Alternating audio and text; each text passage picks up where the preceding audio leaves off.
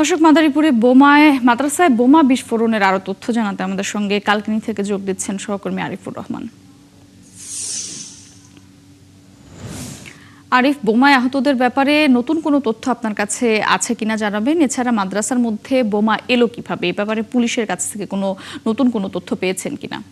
গোপালপুর এলাকায় যে একটি মহিলা মাদ্রাসার একটি বাড়ির সামনে যে বোমা বিস্ফোরণ ঘটনা ঘটেছে, এই ঘটনায় আসলে এলাকার মধ্যে একটা চাঞ্চল্য সৃষ্টি হয়েছে। এই ঘটনা যখন ঘটছে, এরপরেই কিন্তু মাদারীপুর জেলার পুলিশ সুপার, র্যাব এবং সেনাবাহিনী বিভিন্ন দপ্তর গোয়েন্দা সংস্থা কিন্তু আসলে এই ঘটনাস্থলে পর্যবেক্ষণ করেছে। তারা আসলে বিষয়টি খতিয়ে দেখছে আসলে এই ঘটনা কিভাবে ঘটলো এবং এই বোমা এলো এখানে। আমি মাদারীপুর জেলা পুলিশ সুপার হাবিবুর রহমানের কাছে, তিনি আসলে যেটা জানিয়েছেন, এটা আসলে যে একটি মাদ্রাসা আছে, 3 সেট মাদ্রাসা, যেই মাদ্রাসার ভবনটি এর পিছনে এরা বাসা ভাড়া নিয়ে প্রায় 3 থেকে 4 মাস ধরে এখানে বাসা ভাড়া নিয়ে মাদ্রাসা পরিচালনা করতেছে।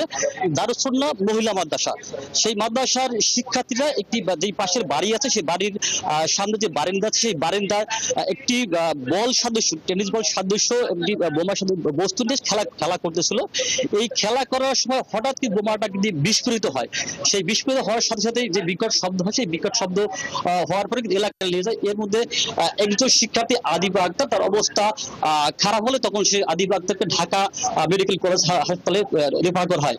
আসলে এই যে বোমা সদস্য বস্তুটি এখানে আসলে কিভাবে এলো, তারা আসলে মাদারীপুর আমাদের পুলিশ সুপার হাবিবুর রহমান তিনি জানিয়েছেন আসলে যে এলাকায় যে কিছু আধিপত্য বিস্তার নিয়ে আসলে মাঝে মাঝে কিছু গ্যাঞ্জাম, কিছু হানাহানি ঘটনা, সেই ঘটনার কারণে আসলে এই ঘটনা ঘটতে পারে। তিনি আমাদেরকে এরকম একটা জানিয়েছেন। তবে এই বোমা আসলে কোথা থেকে এলো, কিভাবে ফুটলো, সে বিষয়ে এখনো তদন্তাধীন রয়েছে। বাকিটা তদন্ত করে জানানো যাবে বলে আমাদেরকে জানিয়েছিল।